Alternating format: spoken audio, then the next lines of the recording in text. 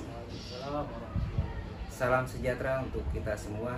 Pada kesempatan kali ini saya akan mewawancarai Kepala Sekolah SDN Tegara 15 Pagi, yakni Bapak Sri Rama Wijaya SPD.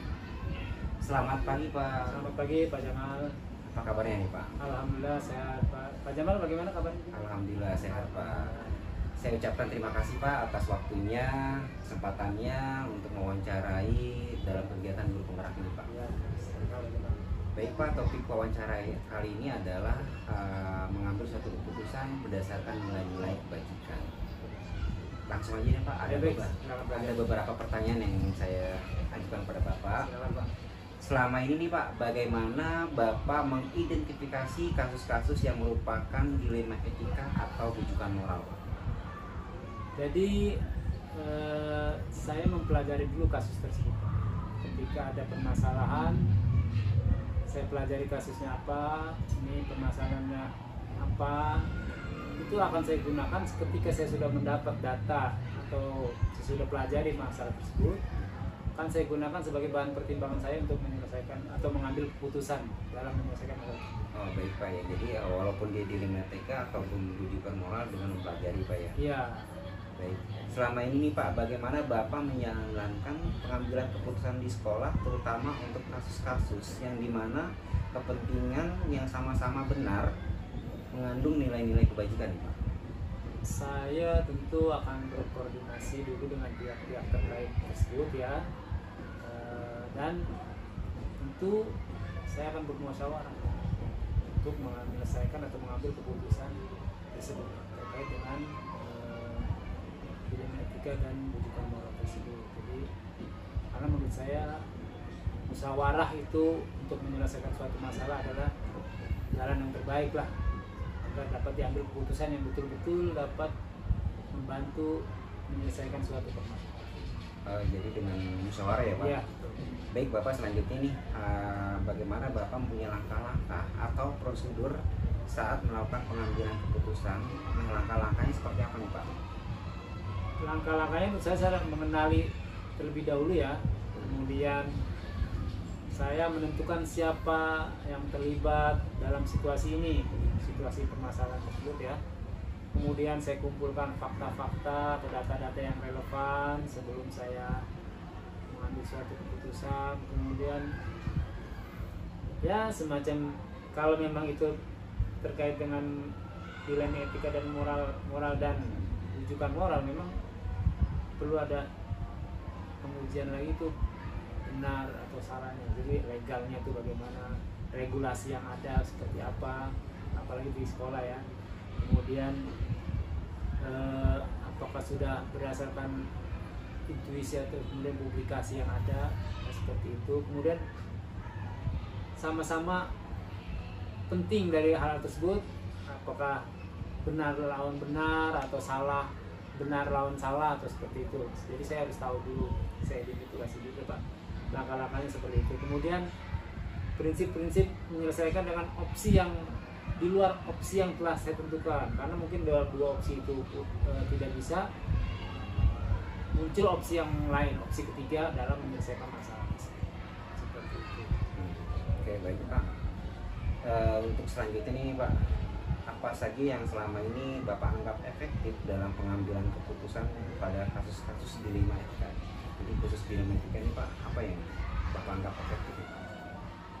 Kalau dilema etika tentu hal yang efektif tentu saya lebih kepada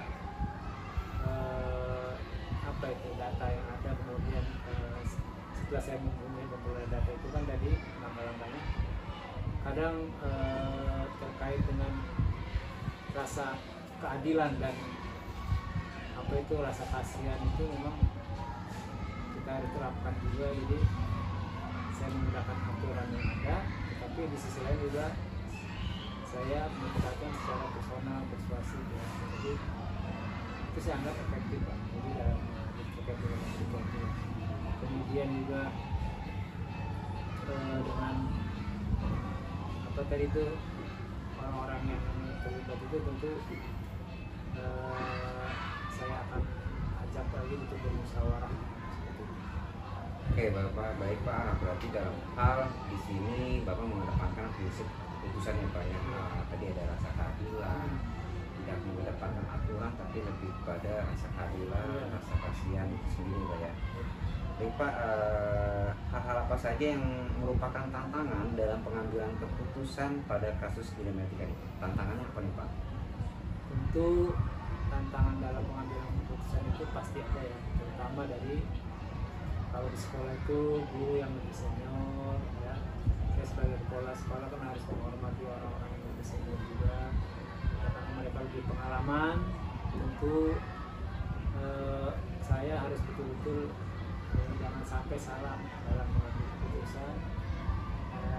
Rasa canggung itu tantangannya juga seperti itu, terutama itu tadi senioritas orang tersebut itu kadang menjadi sebuah tantangan buat saya.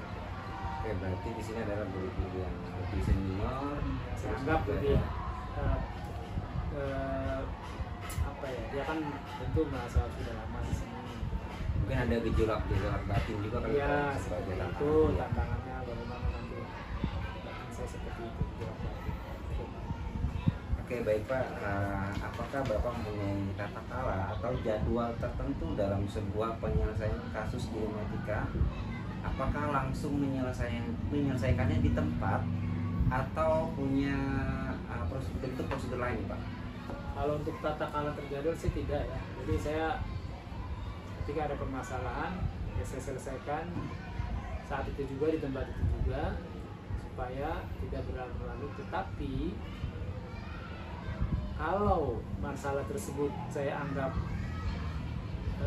misalnya masih perlu waktu untuk diselesaikan, maka saya mungkin mencari waktu yang lebih tepat. Tapi secara terjadwal, secara terjadwal tidak, tata cara secara terstruktur tidak ada. Jadi saya langsung selesaikan di tempat berdasarkan kondisi ya kondisi, betul, situasi dan kondisi.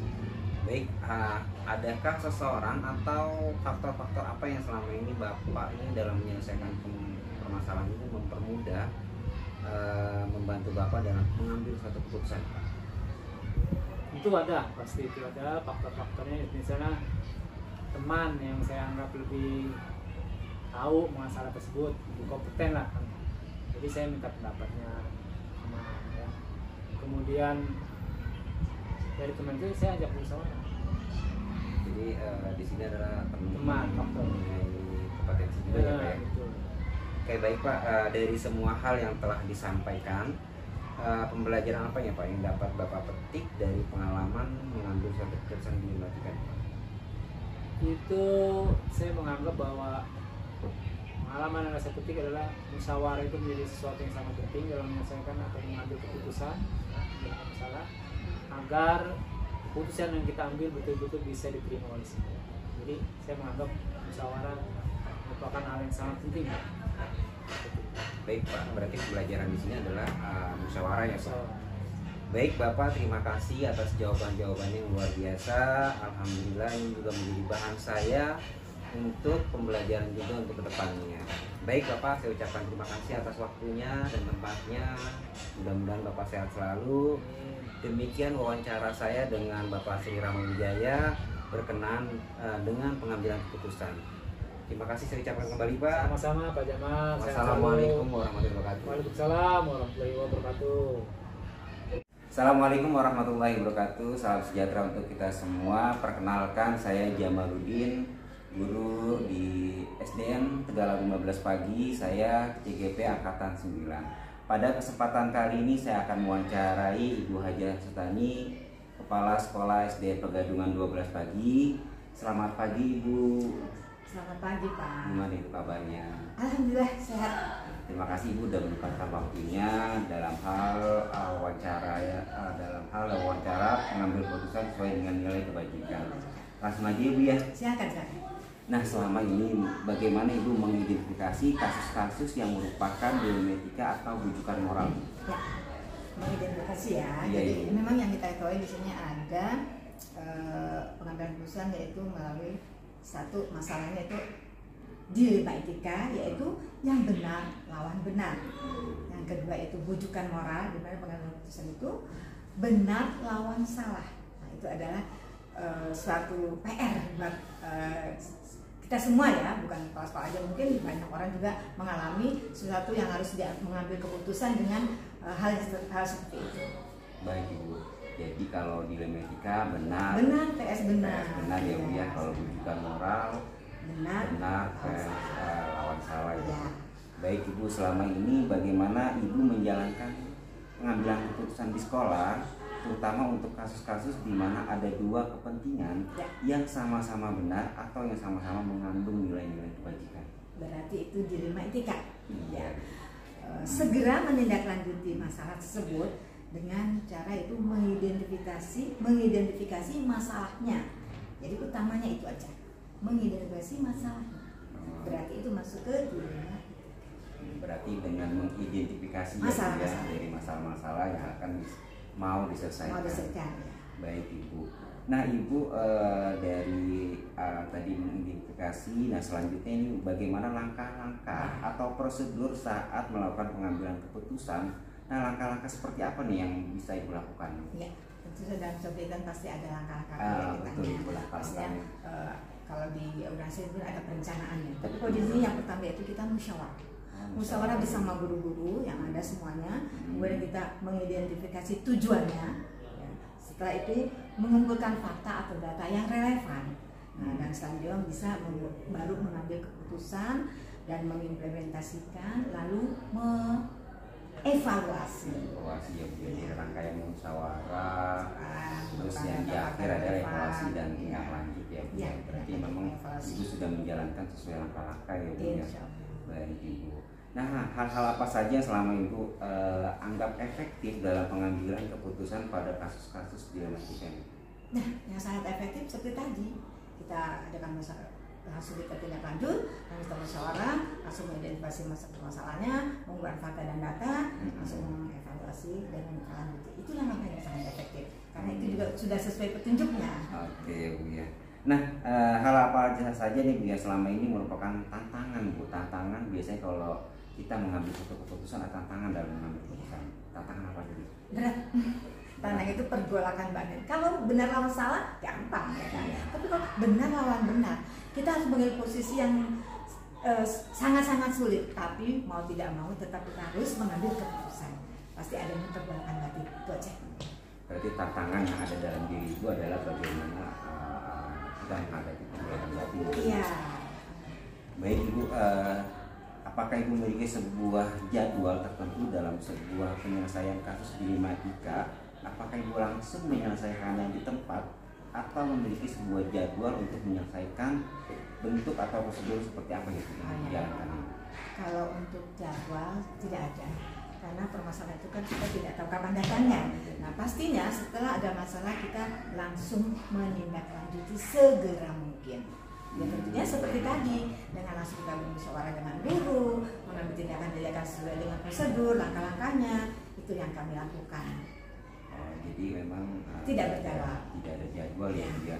Ketika ada suatu permasalahan langsung segera mungkin bisa diselesaikan sesuai dengan nilai kebajikan ya Bu. Iya, sesuai dengan prosedur. Baik Ibu, adakah seseorang atau faktor-faktor apa saja selama ini mempermudah atau membantu Ibu dalam hal mengambil suatu keputusan kasus dilematika ini? Ya, dan waktu itu ada, bukan seseorang, yaitu semua teman guru, warga sekolah kita semuanya itu adalah faktor yang sangat mendukung untuk mengambil sebuah keputusan di dalam nilai-nilai kebajikan tersebut. Jadi semua teman-teman secara baik Ibu, berarti dalam hal penyelesaian ingin dibantu oleh rekan-rekan guru, ya, semua yang ada di sekolah.